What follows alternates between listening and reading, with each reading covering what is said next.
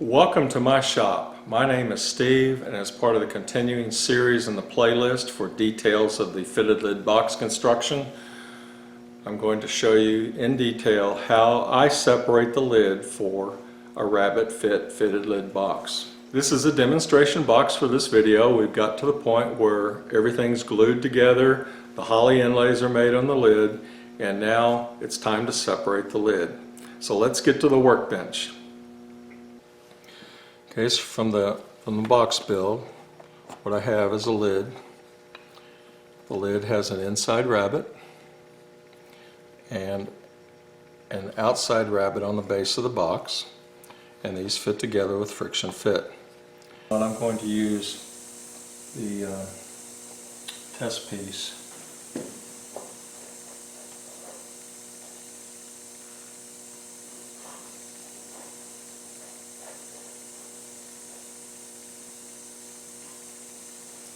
I think that's good. I'm not touching.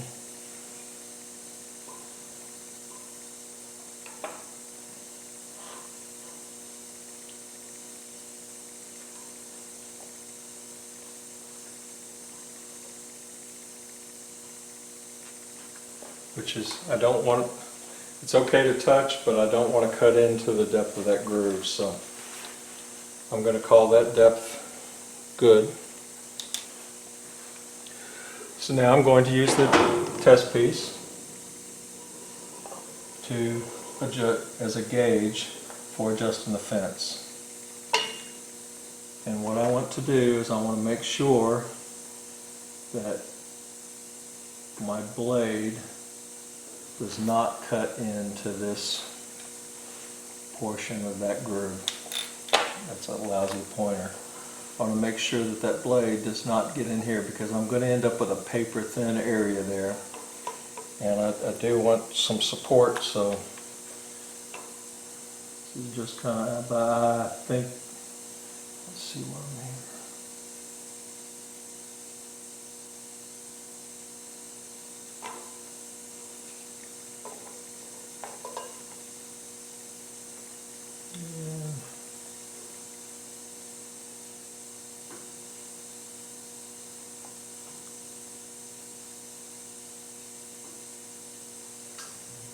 That'll be good.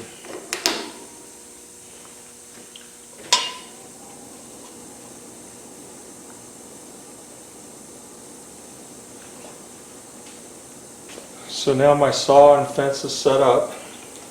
So making this cut, I'm going to do the short ends first. To make the short ends, I will use this push block, and I will keep my right hand hooked over my fence behind the box, and I'll keep my thumb on this push block, and I'm going to push this through. By keeping my hand hooked over the fence, if for some reason I lose control of this box, my hand will not dive down into the blade, and the push block should keep my other hand from the blade. So let's get on with the cut.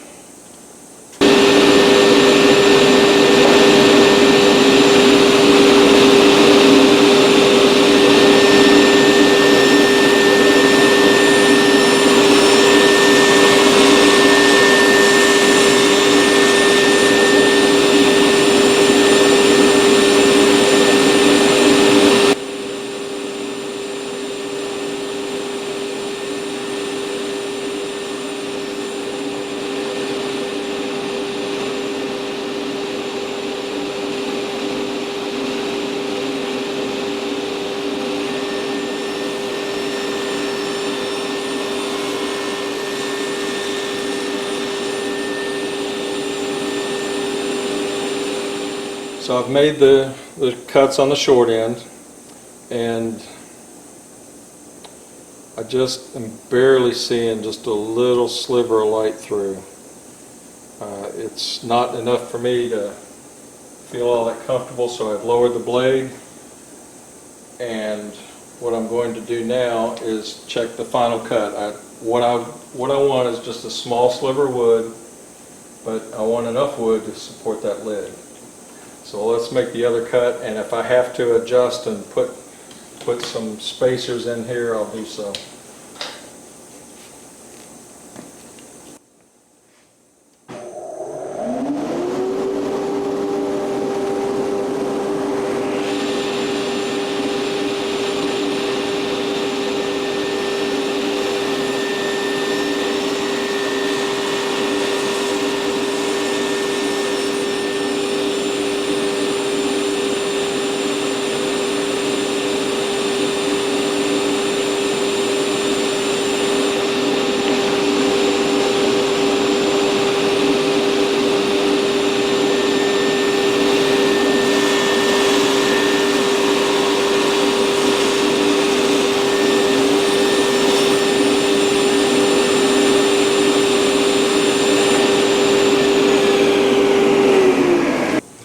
Okay, so I'm at the workbench, and what I want to do is separate the lid from the base.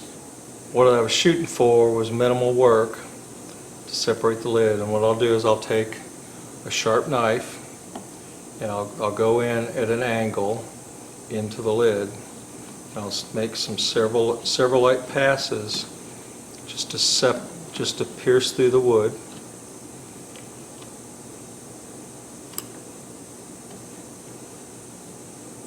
If you need to make a heavier cut, a utility knife may be a better choice, but the point is actually through the wood now. Now I'm going to do the short ends first because I know they have less material.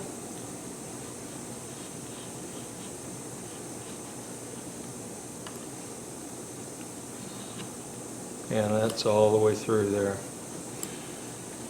Okay, so I've got more material on the top, so I may go to utility knife here, but let's see what it turns out to be.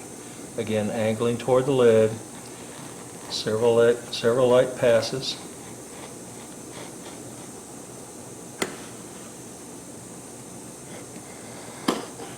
Okay, so that was pretty close. That last blade setting was ideal for this.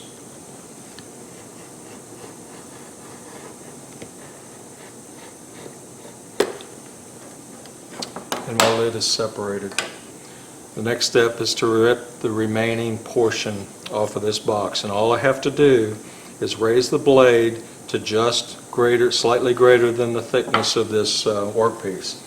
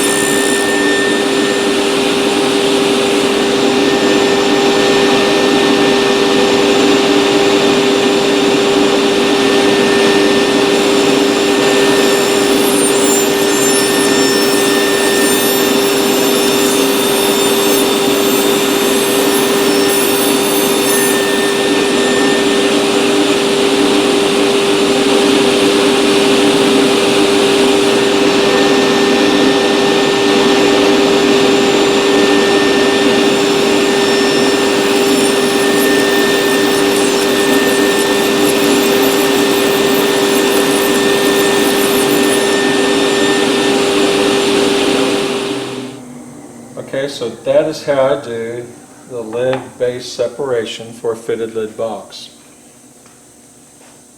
This is one of the few operations that I ever do without an overhead guard, and it's the only reason I don't have an overhead guard is 'cause it's not physically doable to achieve this cut with it installed. I think the next video will be more details on fitting this lid to this rabbet on the box.